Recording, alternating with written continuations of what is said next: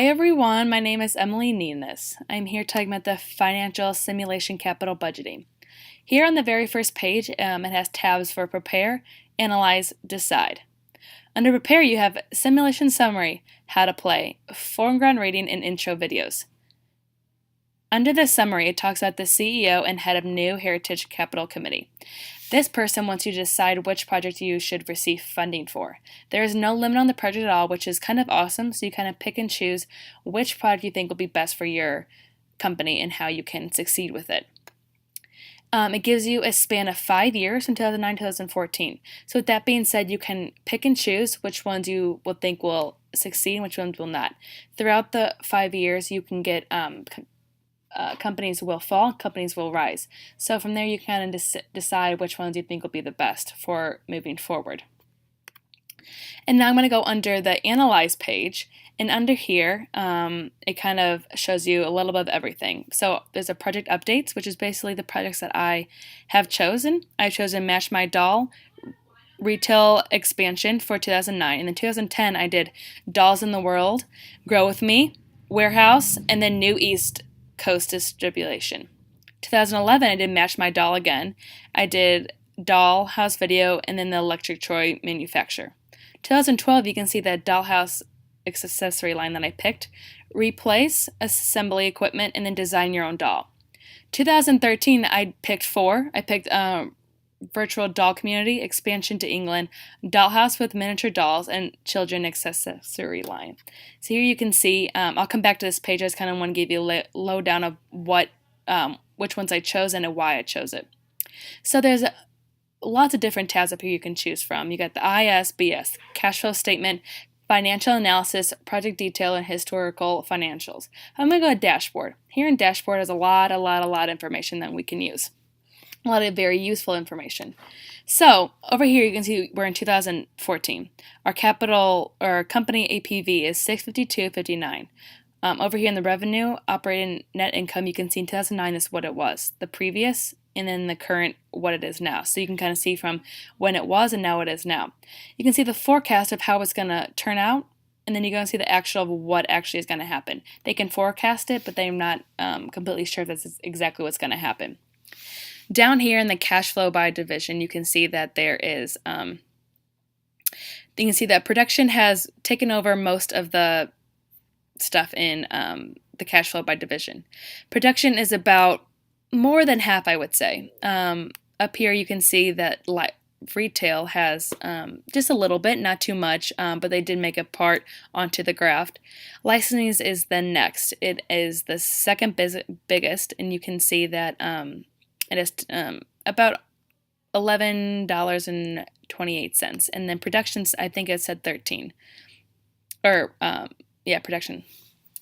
So you go over here to the operation, and then you can see that licensing is 1661 or 1761, excuse me. Production is 1036, and retail is 841. Here you can see that license has taken most of the pie chart, but also you can see in revenue and total assets, they're almost the same. You can just kind of see a little bit of difference. You can see more of production here than in revenue, but if you really look at it, it's almost the exact same thing.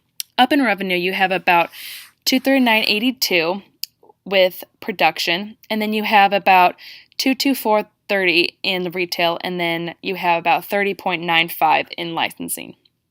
Down here in the assets, you can see that you have 202.23 in the production, and the license you have 1248, and then in retail you have 102 in there. That's kind of the dashboard, kind of gives you a laydown of what exactly is happening. And also what I would like about it is the project updates. It kind of gives you what happened, what is going on, what could happen. Did your production meet its standard? Did it go under? Did it rise above it, or was it normally fine? So what I really like about that is you can see exactly here what's going on. They can also see over here what's happening with the project and everything like that. So up here, it can just give you a kind of future projection. So if you go all the way down, you can kind of see this. This is what it's current right now. We're in 2014. So if you look over here in 2022, you can see that it has gone up quite a lot, the net income. which is kind of shocking in a way because you can see ever since that it's gone up. So it's kind of awesome to see how later on in life you can see that things will be coming on and things will be moving out. All right, and then we're going to go to, you can see the cash flow statement, which is basically the same exact thing what the IS and BS is. So it just kind of gives you a laydown of what is going to happen, kind of see how the prices increase, decrease, increase, decrease. So it's kind of cool to see how all of that. And if you go to the financial analysis, up here you can see that, again, future projects. So you can just see that how things can either increase or decrease.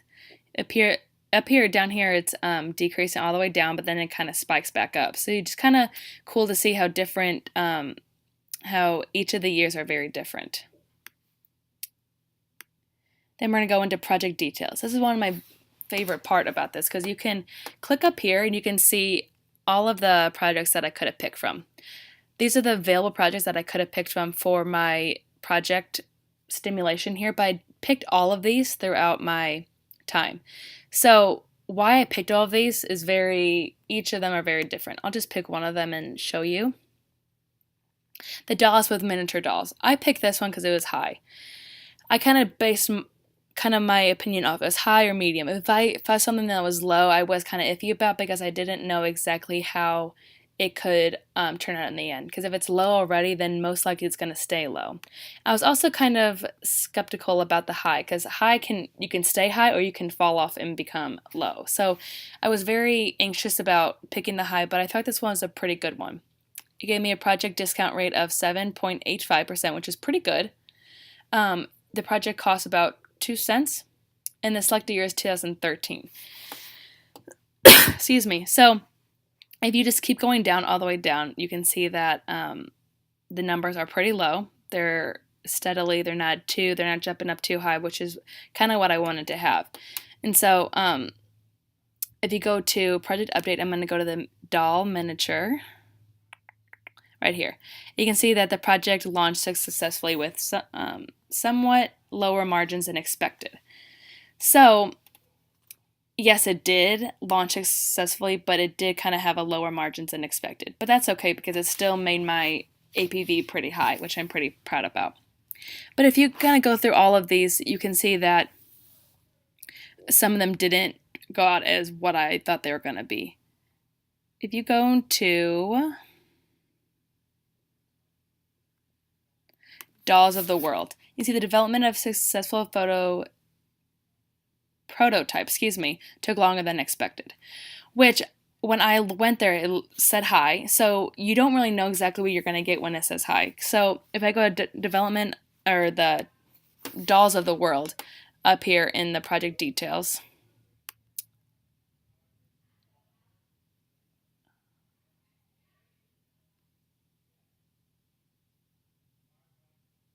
there we go. Sorry, I couldn't find it there for a second.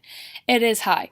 But when I went to the project update, it said that it was slacking and not as, didn't do as well. So you kind of just a hit and miss there. Again, the project rate was 7.85.